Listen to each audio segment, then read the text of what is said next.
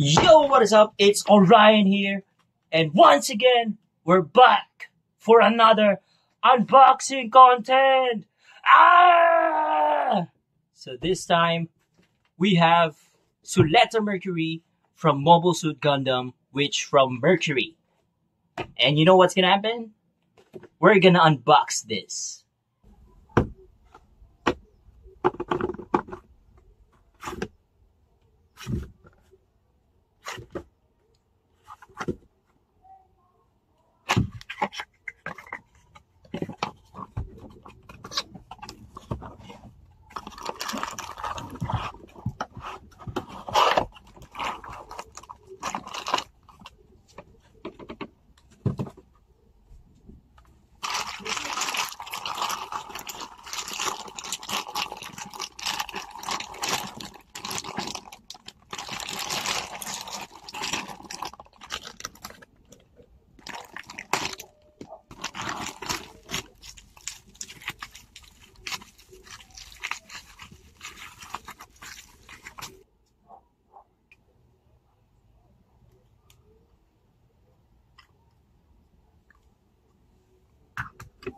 Okay, what is up guys? Sa wakas, tapos na nating assemblein si Suletta Mercury.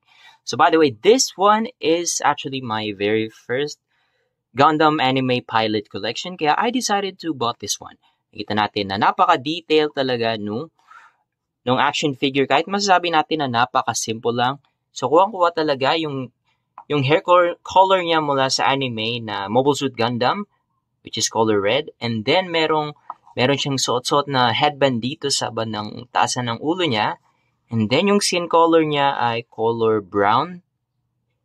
And then masasabi ko naman patungkol dito sa sa clothing design niya. Talagang napakaayos ng napaka-polish ng pag-create nila dito sa action figure. So kulay puti, wala akong madamang scratches. So I really like it. And then yung mismong design dito sa upper part, so may color black and then medyo bronze yung color. And then makikita pa natin dito sa bandang chest part nung nanalo siya sa match. Hindi ko lang maalala kung ano yung specific na match na yun, pero nanalo si Suletta Mercury ng medal. So kaya natutuwa ako na meron ako nito. Ang part lang naman na hindi ko nagustuhan dito sa action figure na si Suletta Mercury, medyo baliko yung kamay niya. If I try to zoom in, so makikita natin dito sa camera na medyo baliko yung kamay niya. Pero all in all, okay naman tong nabili ko na si Suletta Mercury. So I can really confidently say na itong nabili ko, authentic siya kasi makikita nyo dito sa bandang lower part.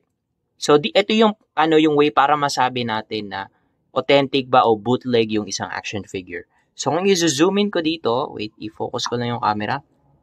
So, kung i-zoom in ko dito, so kung i-zoom in ko dito, so makikita natin dito, Bandai Spirits made in Vietnam.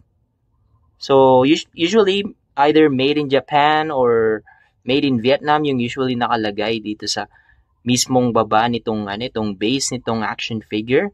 Tapos, dapat makikita rin natin nag-a-appear yung serial number, kagaya na nakikita natin ngayon. Ayun kasi mag-focus ang camera ko. Pero yan. So, pag meron siyang tag na Bandai Spirit tapos nakalagay yung serial number, masasabi natin na legit/authentic yung action figure na nabili natin. So, kung i-rate ko to, I would rate this 9 out of 10. 9 kasi medyo baliko yung kamay niya dito. Pero, anyways, I really, really like this. So, this is what Suletta Mercury looks like outside the box. So if you guys like this video, please do leave a like and share your feedback on the comment section. And also don't forget to subscribe as it will help me increase my visibility on YouTube.